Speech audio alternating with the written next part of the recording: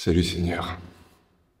Et peut-être, aujourd'hui, laisse-moi te demander un premier pardon. Je sais pas si avec moi tu vas réussir à faire du chiffre. Est-ce que j'ai bien fait au fond de ne pas aller dans le sens de cette grand-mère qui voulait qu'on fasse baptiser son petit-fils? Ses parents étaient sceptiques, mais honnêtement, j'aurais pu insister un soupçon plus, trouver la bonne formule et je suis sûr que ce serait passé. Est-ce que j'ai bien fait? Est-ce que je suis à la hauteur de ce que tu me confies? J'avoue que je me pose la question.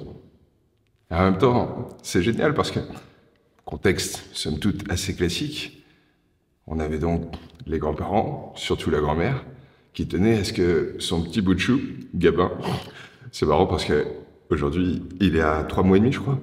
Les enfants, ils ont l'âge de nos grands-parents. Ça me fait toujours sourire. Et pour le coup, ce petit Gabin, il est tout mignon, tout rayonnant, et sa grand-mère, elle veut lui transmettre ton feu sacré, le feu de l'amour de Dieu. Et ça fait pas trop sens à son fils. Il était là pendant 15 jours avec elle. D'habitude, il habite en Nouvelle-Zélande. Il était venu pendant l'été. Et pour le coup, elle a tenu à ce qu'on se rencontre. Alors, il y avait les JMJ, donc on a fait ça en début de semaine. Et elle, je la sentais très insistante, mais lui, son fils, sa compagne, bon, voire même limite un peu réticent. En plus, j'avais la chance. Il y avait le beauf qui était là, le futur parrain, qui lui aussi est tout autant motivé par la démarche, pouvons-nous dire. Et donc j'avoue que, bah ouais, j'ai préféré y aller mollo. J'étais là, hein, face à eux tous, les deux parents, les deux grands-parents, le futur parrain, le petit bout de chou trop mignon qui arrêtait pas de sourire, il était adorable. Et c'est vrai hein, que, à force, maintenant, je les ai les formules. J'aurais pu réussir. Et non, on a eu une bonne discussion, plus de 2 heures et quart, quand même, hein, c'est pas rien. Et en fait, il y a trop de trucs géniaux qui sont sortis. Ils m'ont fait part du pourquoi ils n'arrivaient pas trop à croire, à accorder leur confiance. Je leur ai reconnu aussi mes doutes et peut-être parfois même mes incompréhensions à ton égard et à l'égard de la parole que tu nous as laissée. Et vraiment, mais c'est ça qui est génial, c'est que, en fait, dans ces rencontres-là, les gens nous apportent au moins autant à nous qui essayons humblement de les accompagner que nous, on leur a peut-être apporté. Et ça, je pense que beaucoup sont assez sceptiques sur la chose.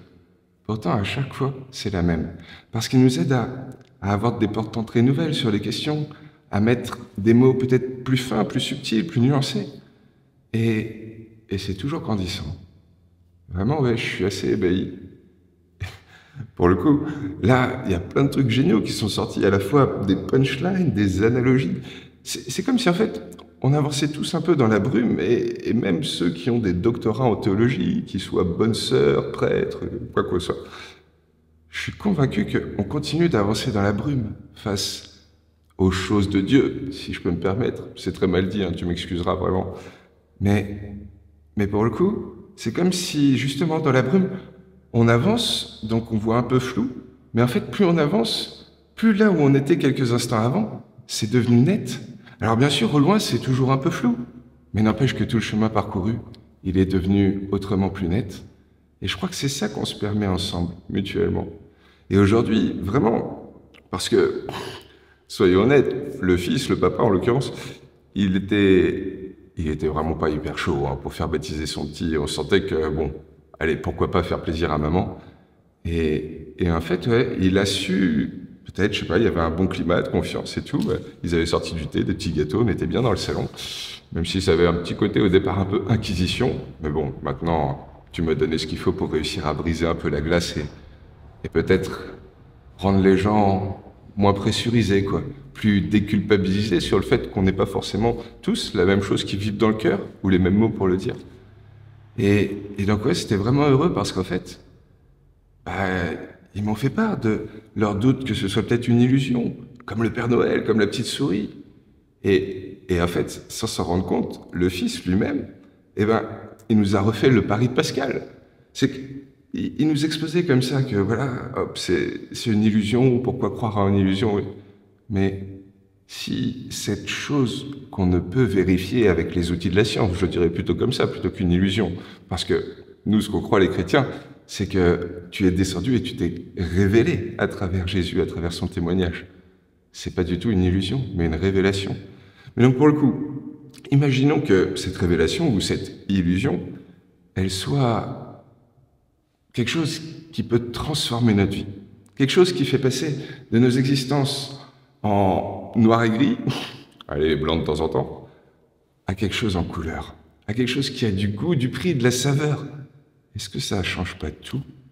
Quand bien même, ce serait quelque chose qu'on n'a pas parfaitement compris, quelque chose d'un peu illusoire, si ça change tout aujourd'hui.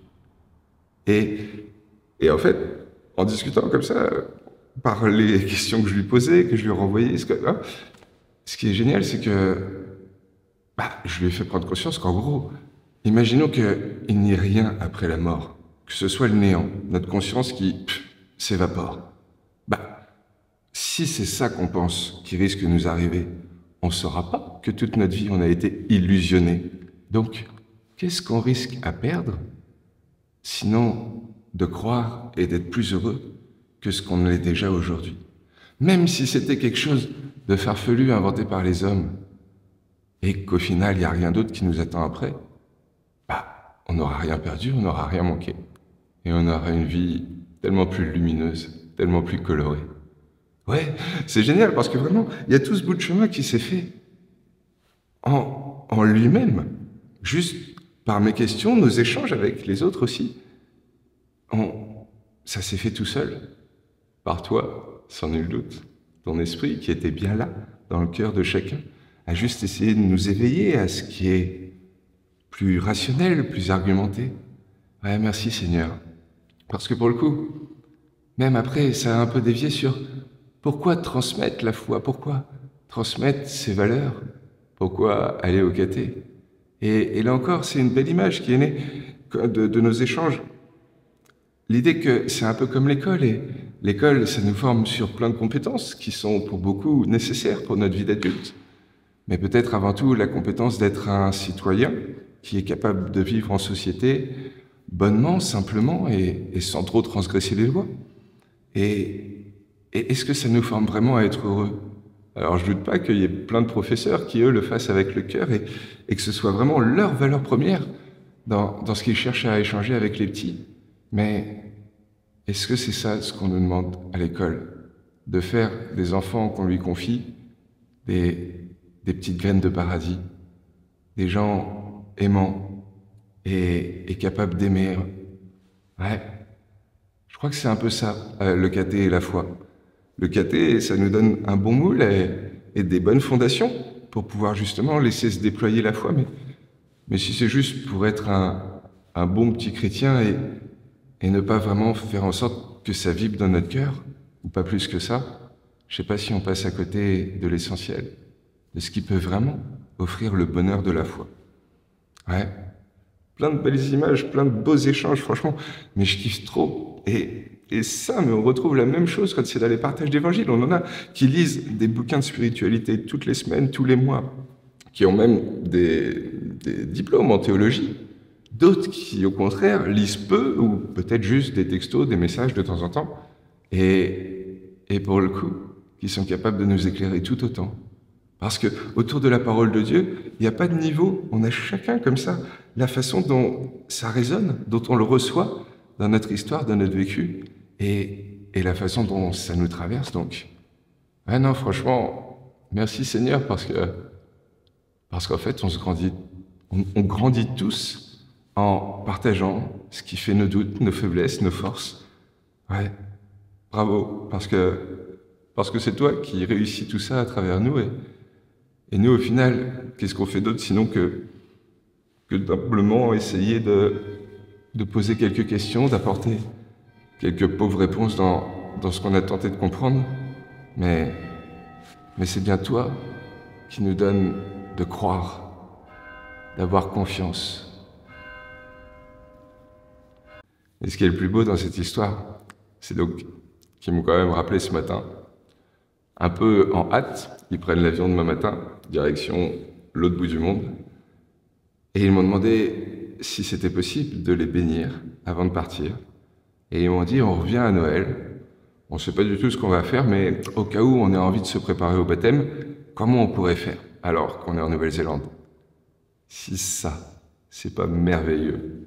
C'est toi, Seigneur, qui, malgré nos humbles réponses, toutes pauvres, toutes mal faites d'incompréhension, etc., réussit quand même à toucher le cœur des gens, à éveiller quelque chose, à raviver cette petite étincelle de feu sacré qui vient de toi, et qui transforme nos vies. Ouais, par rapport à il y a 2 jours, je sais pas, ils étaient plus sereins, plus beaux, plus rayonnants. Ils avaient un truc. Et alors pour le coup, je les ai invités à ce qu'on se retrouve ici, à allumer quelques bougies, j'ai fait les choses bien, j'ai sorti l'étole et vraiment je crois que ça a été un moment très heureux. Et où tous, qu'ils soient, à leur dire, investis dans la foi ou pas, je crois que tous on a vécu quelque chose. Et quelque chose pour leur bien, leur cœur à chacun et toute la famille ensemble. Ouais, quelle grâce. Parce qu'honnêtement, j'y croyais pas quand je suis rentré de chez eux la première fois, là, après cette longue discussion. Bien sûr, je te disais merci pour tout ce que tu nous avais permis, mais je savais pas du tout s'ils allaient rappeler ou qu'est-ce que ça pourrait donner. Et c'est toi qui as œuvré. Bravo. Vraiment, merci Seigneur, parce que aussi, désarmés, démunis, impuissants, nuls parfois aussi, déplacés, non ajustés, tu réussis quand même, parce qu'on essaye d'être dans notre sincérité. Tu réussis, toi, à passer ton élan de foi, d'espérance, de charité. Merci.